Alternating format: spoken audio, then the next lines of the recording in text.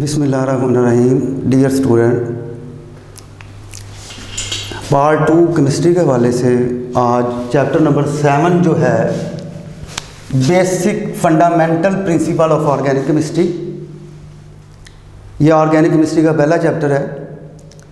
तो इसमें जो लेक्चर 1 है वो इसका इंट्रोडक्शन है, introduction about organic chemistry.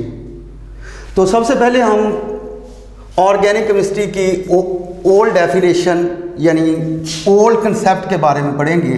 Old concept वो क्या है? पास्ट में ऑर्गेनिक कंपाउंड, ऑर्गेनिक केमिस्ट्री का कोई स्कोप नहीं था, बहुत फीवर थे, माइनर थे, जिसकी वजह से जो साइंटिस्ट थे, केमिस्ट थे, उनकी इसमें इतनी कोई रिसर्च नहीं थी, क्योंकि वो कहते थे कि organic compound are those compound which have been obtained from living system that is plants and animals।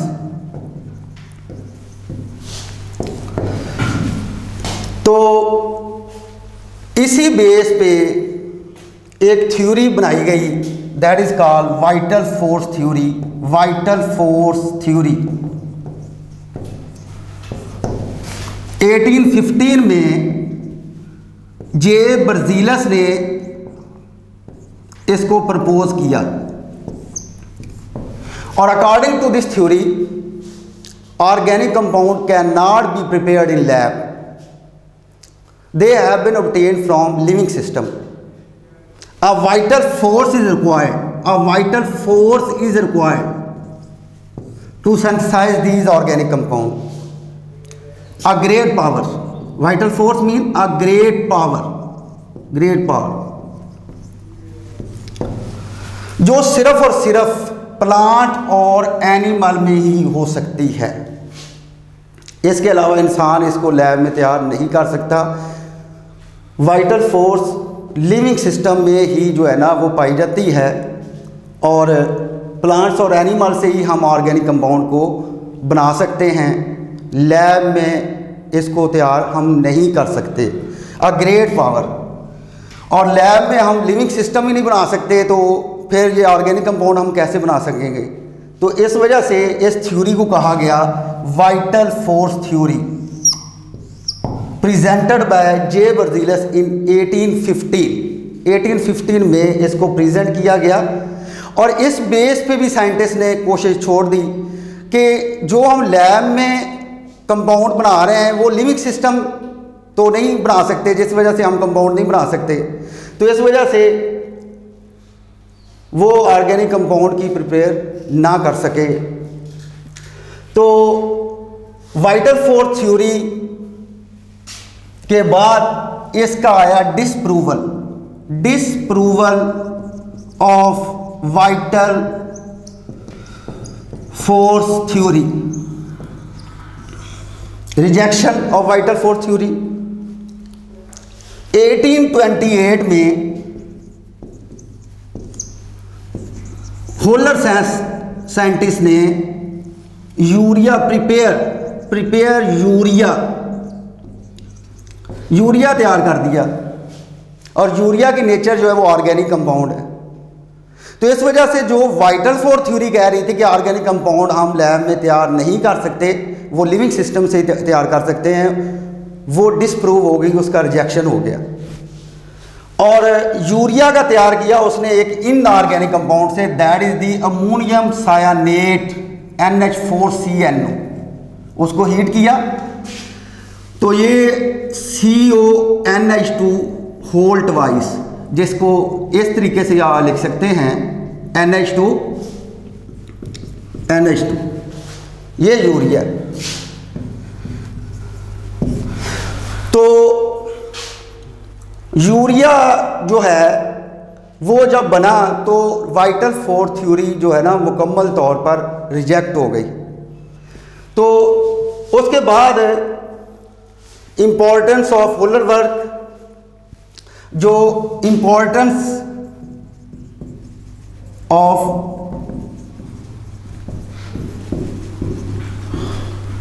Wular के काम ने साइंटिस्ट को एक नया इमेज दिया, एक रेवोल्यूशन बर्पा कर दिया कि जो वाइटल फोर्स थ्योरी कह रही है कि हम ऑर्गेनिक कंपाउंड को तैयार नहीं कर सकते, तो यूरिया तैयार होने से उनके माइंड में ये बात आई कि हम भी ऑर्गेनिक कंपाउंड को लैब में तैयार कर सकते हैं। तो कोई साइंटिस्ट आया और साइंटिस्ट आए, बहुत सारे ऑर्गेनिक कंपाउंड को लैब में तैयार किया गया, जिससे ऑर्गेनिक कंपाउंड की जो वैरायटी है, डाइवर्सिटी है, तादाद वो बढ़ गई, और जिससे प्रॉपर तौर पे ऑर्गेनिक केमिस्ट्री का स्टैब्लिशमेंट हुआ। तो इम्पोर्टेंस ऑफ वूलर वर्क एक ये बताता है कि ऑर्गेनिक कंपाउंड की तादाद बढ़ती गई, और दूसरा वाइटल फोर्स थ्योरी का मुकम्मल तौर पर रिजेक्शन हो गया। उसके बाद अगर हम बात करें तो हम बात करते हैं modern definition of organic chemistry. तो जो पहली डेफिनेशन थी वो organic compound are those compound which has been obtained from living system. ये ओरिजिन के लिहाज से डेफिनेशन थी कि वो कैसे निकले हैं, ओरिजिन के लिहाज से। और modern definition of organic chemistry, जब उसको चेक किया गया लिविंग सिस्टम में जो ऑर्गेनिक कंपाउंड पाए गए या आर्टिफिशियली जो लैब में तैयार किए गए, उसमें देखा गया कि कार्बन एक अहम जुज़्व है, उसमें carbon is essential part of the organic compound. तो मॉडर्न डेफिनेशन ओरिजिन से चेंज होकर कंपोजिशन में चले गई। तो it is the branch of chemistry that deals with the study of carbon and hydrogen, hydrocarbon and their derivatives,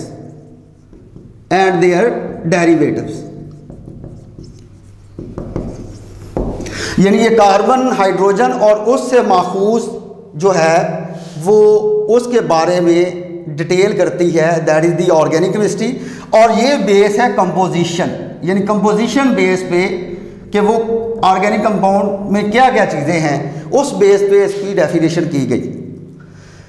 तो modern definition of organic chemistry ये हमें बताती है कि ऑर्गेनिक कंपाउंड में जो लाजमी एलिमेंट है वो कार्बन है, और उससे फिर और जो दूसरे एलिमेंट हैं वो आगे elements present in organic compound, elements present in organic compound. Carbon है मस्ट, हाइड्रोजन होगा, ऑक्सीजन, सल्फर, नाइट्रोजन, फास्फोरस, और कोई मेटल भी हो सकता, हैलोजन, एक्स हैलोजन और मेटल, सोडियम, पोटाशियम, यानी ये मिलकर ऑर्गेनिक कंपाउंड जो है ना वो बनाते हैं। Element present in organic compound में सिर्फ कार्बन, हाइड्रोजन नहीं है, क्योंकि according to this modern definition carbon, hydrogen and their derivative सारी बात है कि उसमें जो और एलिमेंट आएंगे तो वो उसके डेरिवेटिव हो जाएंगे, जैसे ऑक्सीजन आ गया, नाइट्रोजन आ गया, फास्फोरस आ गया। तो उसके बाद अगर हम इसको मज़ीद जो है वो आगे मूव करें तो compound of carbon that are not organic in nature, यानी इन कंपाउंड के अलावा, यानी ये वो कंपाउंड हैं जो ऑर्गेनिक नेचर नहीं है, इसके अलावा जितने भी कार्बन के कंपाउंड हैं वो ऑर्गेनिक कंपाउंड है, क्योंकि इसमें ये जैसे कि carbon monoxide, carbon dioxide, carbon disulphide, metal carbonate, metal bicarbonate, hydrogen cyanide, metal cyanide, ये वो कंपाउंड है जिनमें सब में कार्बन है लेकिन इसकी नेचर, इसकी प्रॉपर्टी ऑर्गेनिक कंपाउंड से बिलोंग नहीं करती, इनमें फंक्शन ग्रुप नहीं है, कैटालिटिक प्रॉपर्टी शो नहीं करती और वजूहात की बिना पर ये इनको इनऑर्गेनिक कंपाउंड कहा जाता है। जैसे carbon monoxide, carbon dioxide, carbon disulphide, metal carbonate, Na2CO3, metal carbonate, metal carbonate, example Na2CO3, metal bicarbonate NaHCO3, sodium bicarbonate, hydrogen cyanide HCN, metal cyanide जैसे NaCN, सोडियम सायानाइड। ये वो कंपाउंड है, आप चेक कर सकते हैं कि इन सब में कार्बन आ रहा है लेकिन ये ऑर्गेनिक नेचर नहीं रखते। इसके अलावा जितने भी ऑर्गेनिक कंपाउंड हैं उनमें कार्बन है, जितने भी कार्बन वाले कंपाउंड हैं वो ऑर्गेनिक नेचर रखते हैं। तो उसके बाद ये था compounds of carbon that are not organic in nature.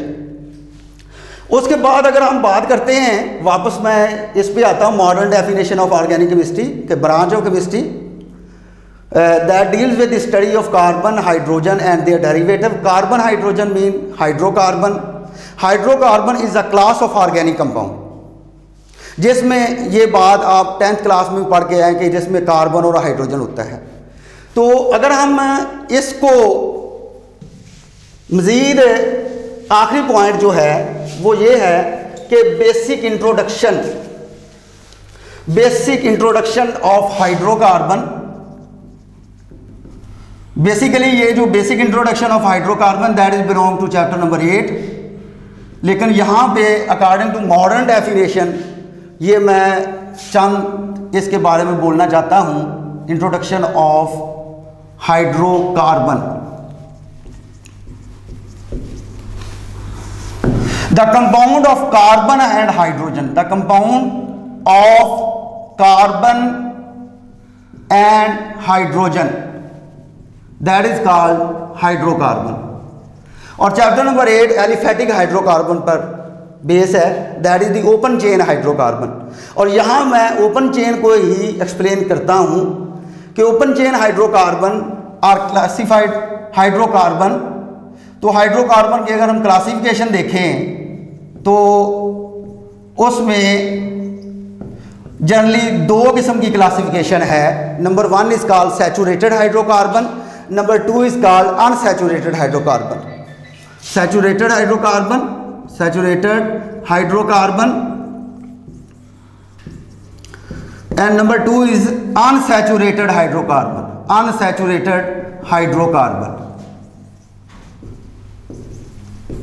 Saturated hydrocarbon are those hydrocarbon in which carbon single bond is present and these are called alkane.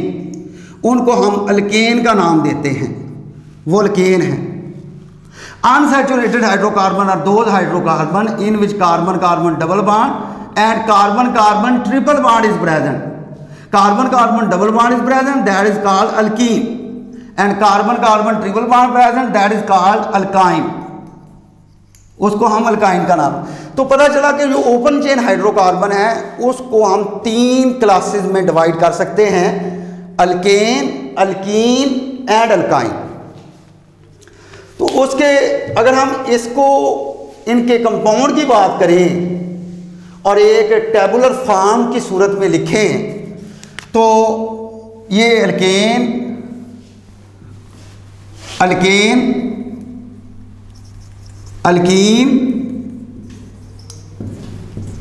Alkyne. तो अल्केन आपने पढ़ा है पहले भी कि अल्केन पे जनरल फार्मूला अप्लाई होता है CnH2n+2 और इस पे होता है CnH2n और इस पे होता है CnH2n-2।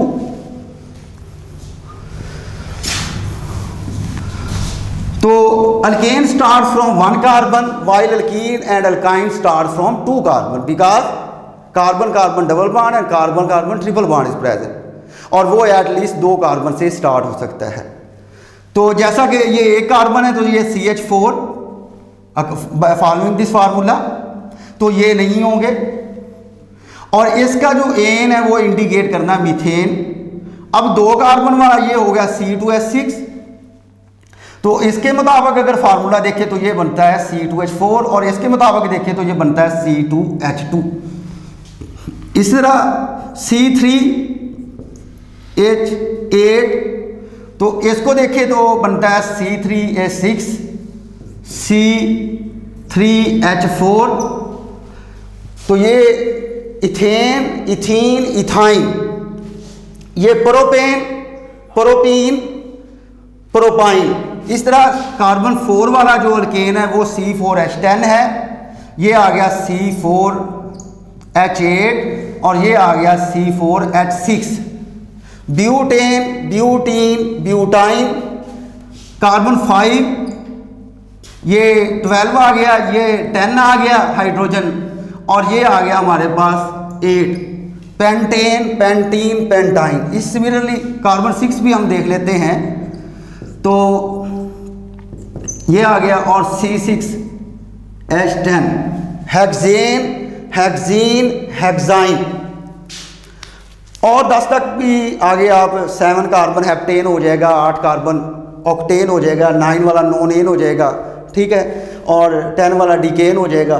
तो देखिए ज़रा कि इस फार्मूले को भी ओबे कर लें। ये जो हमारे पास सामने रिजल्ट आया है, यानी CH4 के बाद आगे वाला जो कंसेक्टिव मेंबर है वो C2H6 है और नेक्स्ट C3H8 है, फिर C4H10 है। तो इन 2 कंसेक्टिव मेंबर में जो डिफरेंस आ रहा है वो CH2 का है, मिथाइलिन ग्रुप CH2 का डिफरेंस आ रहा है। कोई भी कंसेक्टिव मेंबर ले लें, ये ले लें, ये ले लें, तो जिनमें CH2 का फर्क होगा वो एक सीरीज बनाएंगे, एक पूरी सीरीज बनेगी। उन सीरीज को हम कहते हैं होमोलोगस सीरीज, उन स्ट्रक्चर्स को हम कहते हैं homologous structure and the phenomena is called homology. इसी तरह अगर हम इस पे भी गौर करें तो ये भी CH2 का फर्क है, ये भी CH2 का फर्क है और यहां भी CH2 का फर्क है।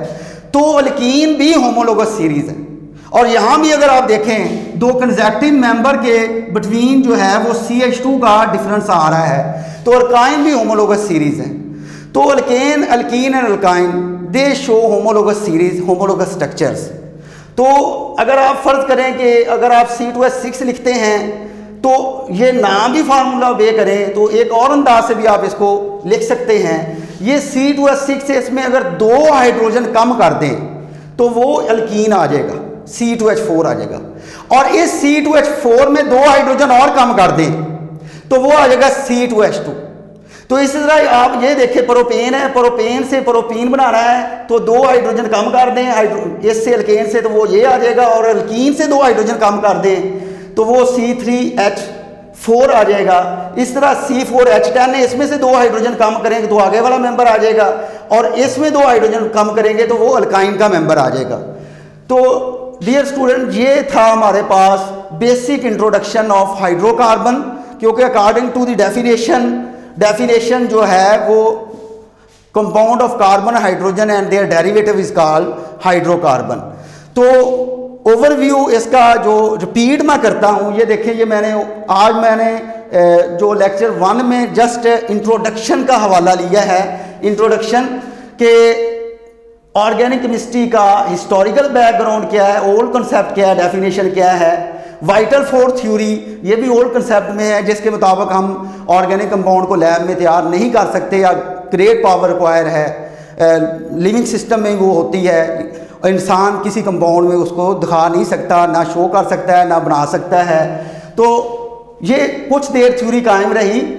Next, disproval of vital force theory, जिस तरह मैंने वोलर के बारे में बताया, 1828 में इसने यूरिया तैयार कर दिया अमोनियम सायानेट से, वाइटल फोर्स थ्योरी को रिजेक्ट कर दिया। वोलर वर्क की इंपॉर्टेंस यही है कि एक माइंड सेट हो गया, लोगों को एक नया इमेज मिला, एक इनकलाब बर्पा हो गया कि हम भी ऑर्गेनिक कंपाउंड बना सकते हैं, और उन्होंने ऑर्गेनिक कंपाउंड बनाए जिससे ऑर्गेनिक कंपाउंड की वैरायटी, डाइवर्सिटी, तादाद में इजाफा हो गया। उससे फिर उस पर सर्च पे देखा गया कि उसकी डेफिनेशन कंपोजिशन के हवाले से की गई, चाहे वो नेचुरली अकरिंग ऑर्गेनिक कंपाउंड थे चाहे वो आर्टिफिशियली तैयार किए गए थे। तो उसमें देखा गया कि इसमें एसेंशियल एलिमेंट्स कौन कौन से हैं। तो उसकी डेफिनेशन के मुताबिक वो मैंने बताया, carbon is essential element present in organic compound. Carbon hydrogen के अलावा भी एलिमेंट पाए जाते हैं, हेलोजन है, मेटल्स हैं, नाइट्रोजन है, फास्फोरस है, सल्फर है, ऑक्सीजन है, वो भी ऑर्गेनिक कंपाउंड में पाए जाते हैं। फिर हमने एक्सेप्शनल बिहेवियर देखा, compound of carbon that are not organic, यानी हमने वो कंपाउंड देखे जिनमें कार्बन तो है लेकिन उनकी नेचर ऑर्गेनिक नहीं है, तो उसको भी मैंने मुकम्मल डिटेल किया। फिर next last article basic introduction of hydrocarbon, ये आपके सामने प्रेजेंट है कि वो उसमें मैंने जस्ट आपके सामने ओपन चेन हाइड्रोकार्बन के बारे में एक्सप्लेन किया है कि ओपन चेन है, क्योंकि ये चैप्टर भी है, chapter number 8 aliphatic hydrocarbon, alkane, alkyne and alkyne. तो ओवरऑल ये आज फर्स्ट लेक्चर था। ओके, अल्लाह हाफ़िज़, शुक्रिया।